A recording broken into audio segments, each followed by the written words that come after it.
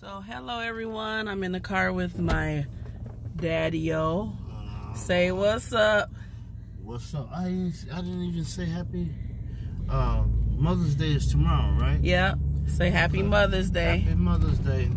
So like I told you guys before, I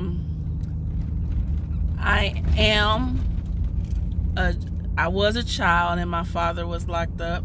So I just want to ask him a few questions. How it feels to be free?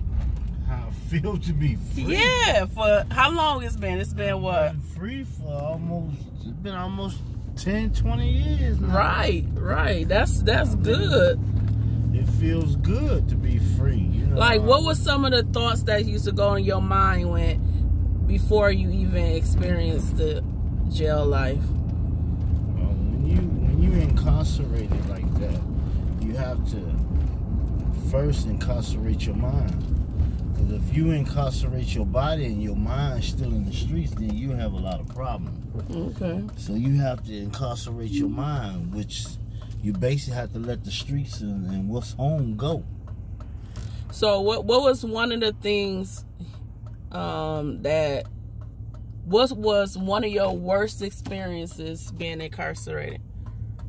Being away from home? I mean, you know, it's like, who wants to be incarcerated? I mean, I'm just saying, what was one of your worst? Like, did you ever get in trouble or? Well, yeah. You know, you gon' it's a lot of things that you can, you know, a lot of rules they had, you know, that you might break. But yeah, you can get in trouble. I mean, you catch major tickets, minor tickets. You can catch tickets like extra duty tickets. You can catch all kinds of stuff in there. And then when you go, you know, I mean, when you in there, you trying to come home. You trying to get out of there. You trying to do whatever it takes to get out of there.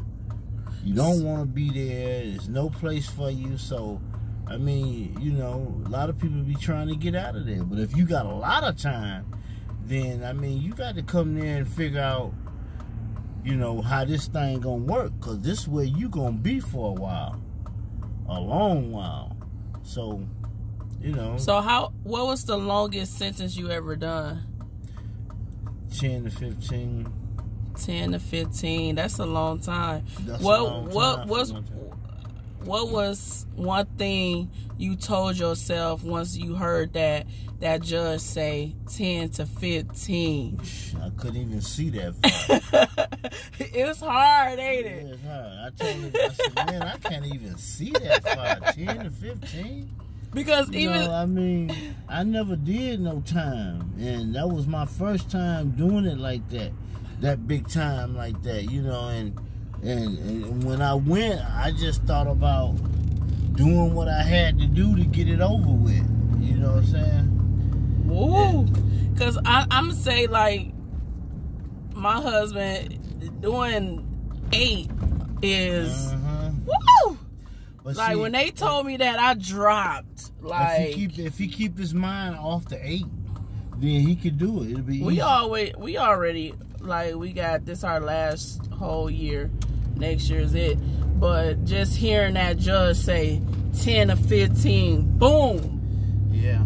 That's a life-changing thing. What was one of the things that kept your mind, like you said long as he kept his mind from coming home or something? Yeah, you have to like train yourself, right? Yeah, you train yourself because you know when you go in the courtroom, basically your lawyer gonna basically tell you what they finna do with you anyway. So you just go in there with a hope that, you know, he might not give you that, or he might not, you know, that things might change, but basically you already know what you finna go get, so you're just like, prepare yourself. Okay, I'm finna go in here. I know basically what he gonna do, so I'm just gonna go in here and prepare him to say it, because, you know, whatever he say, that's what you do. Looking back now, like, what would you tell yourself, like, the young Sonny back then? The young me had that kind of time. What would you tell yourself, though? I tell myself, you know, I could do it a different way. You know. Would you want to? Was it worth it? It was worth it. because I had kids and I had no job and a habit. You know what I'm saying? I mean, the street hustling was good.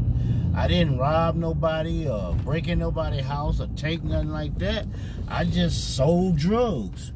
And, you know, and I mean, yeah. I mean, I had to do what I had to do because I had kids to raise. You know, my kids, I didn't want them to come up in the projects and come up in that kind of shit. I was trying to get them out of there, you know.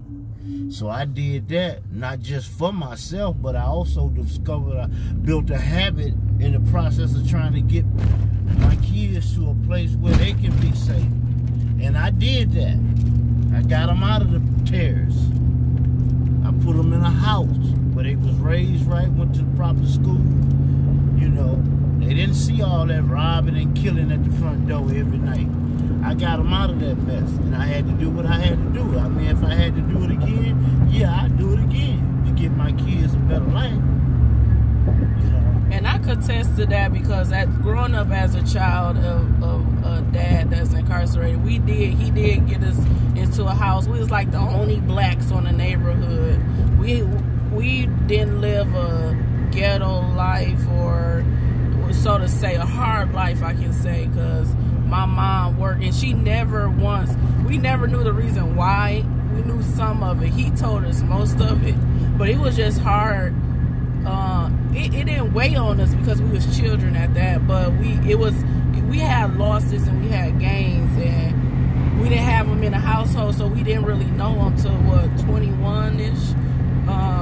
That was a loss, but I think him and my mom did a remarkable job as keeping us occupied and keeping us clothes on our backs, food on our plates, and our house was a home. Like, we didn't go without, but we did suffer like emotional and mental like stuff where we needed a father. But at the end of the day, I think my brothers and sisters, we still understood. But back then as a child, you don't understand. But when you grow up and you have your own children, you start to see, oh, they tried to pave a way for us, because that's what we do for ours. We do anything and everything we can to make sure our kids is happy. So I can't contest to, like, he did the best for his home. He wanted to provide. So it's a hard thing to do and go through, but I can say we made it. It's been a long time since he even touched dope, sold dope. So I'm proud of him for that.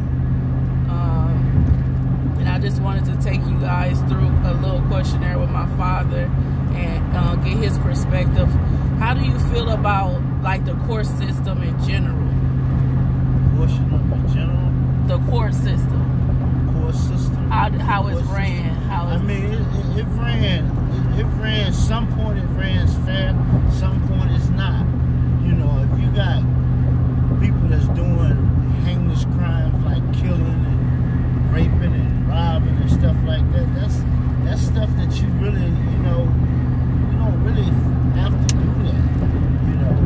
But, you know, and you got people that fall in the system through, you know, through mistakes.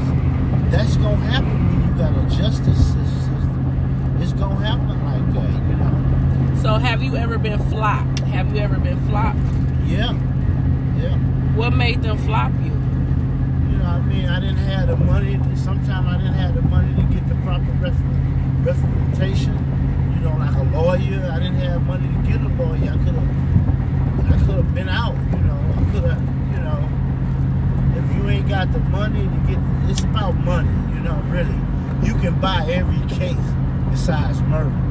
You know, murder cases, you know, you can't buy that. But every other case got a price.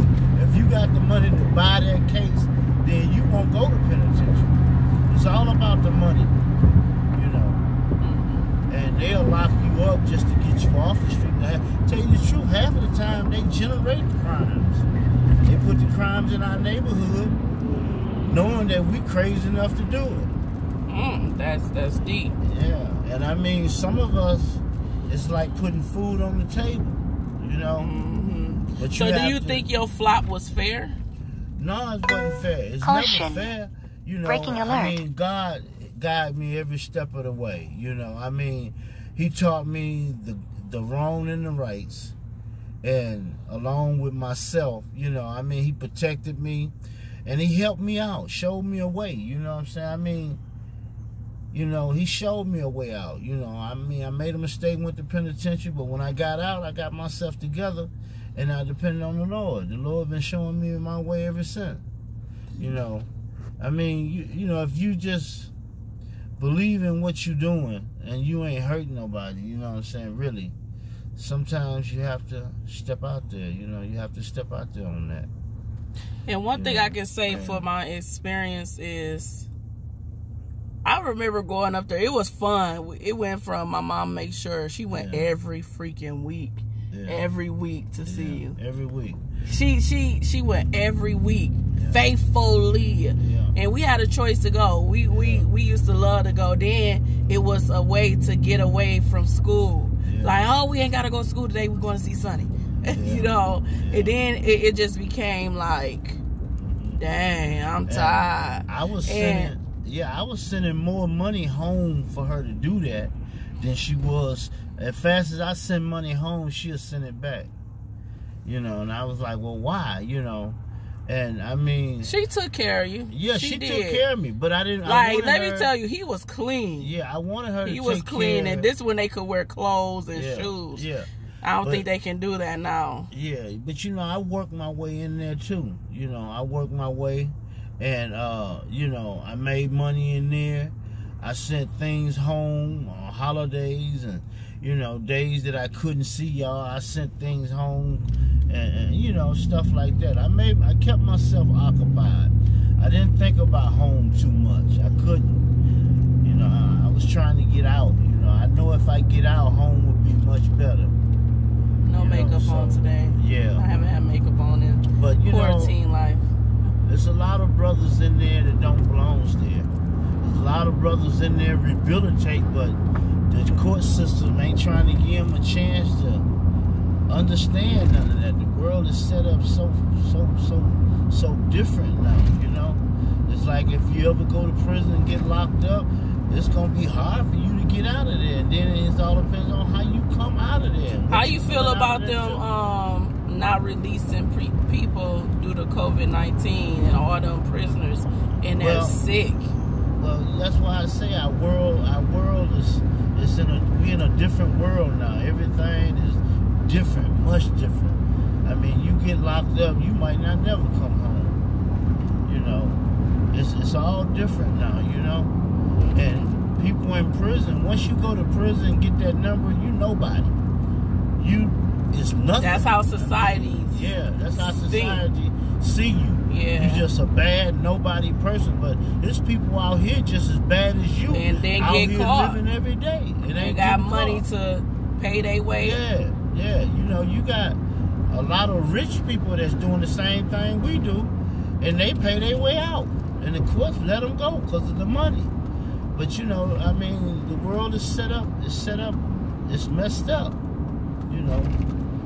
I mean, it's all messed up. And then they got these masses going on. I mean, all it takes is one person to set it off. You know, you coming somewhere, you can't even see your face.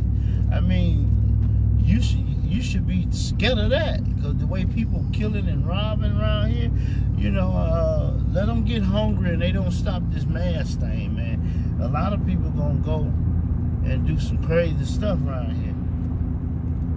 You know, people come to your front door and you can't see their face. People walk up to your car, you can't see their face. You know, all it takes is one person to set it off. So, but, you know, yeah, that is scary. But I want to thank you guys for tuning in. Like, subscribe, and click the bell. What did it say? Say like, subscribe, subscribe, and click the bell. Click the bell. Click the bell. Okay, see you guys later.